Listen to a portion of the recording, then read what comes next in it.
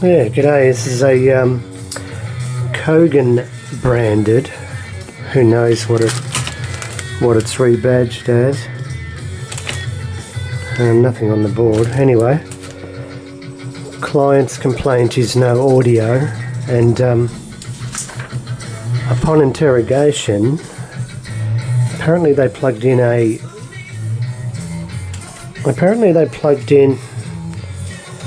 some tiny little USB powered speakers and powered it from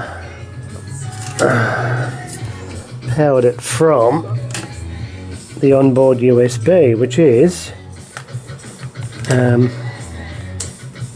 here.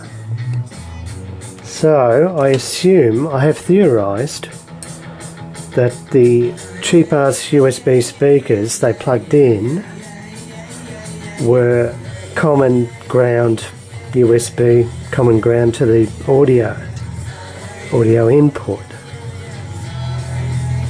plug that's on the speakers. So I've theorized that this class amplifier, obviously system ground isn't audio ground, and they've shorted it out. So anyway, long story short, found the audio output chip TDA 1517P, and I've checked the inputs, which is pin 1 and 9, and signal going in, and nothing coming out of 4 and 6.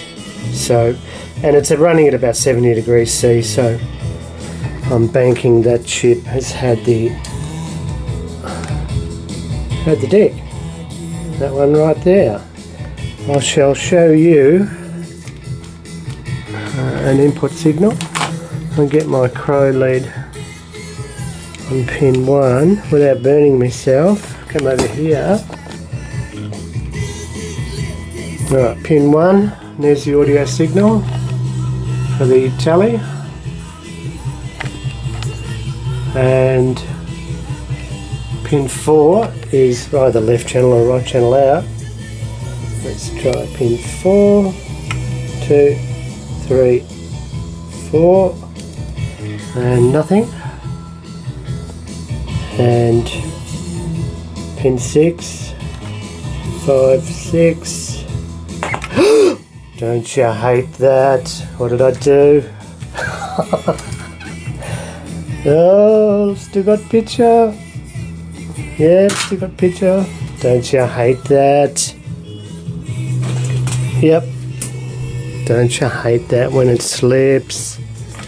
What a bastard. Anyway, let's check the inputs again.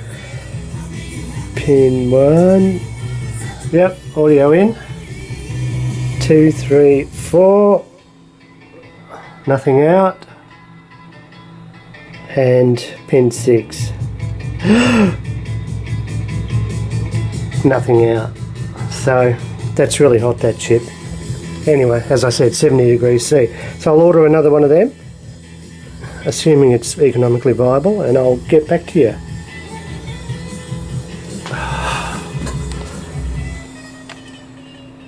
There you go, naggers.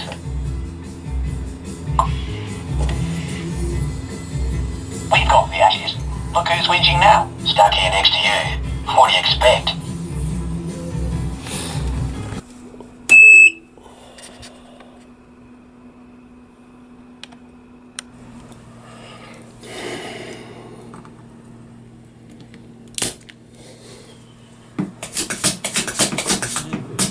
It was really tough getting that off. That centre ground planes, all the pins on one side are grounded to that.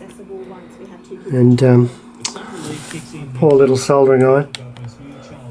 So I should have got the big one out of the cupboard. Anyway, don't think I damaged anything.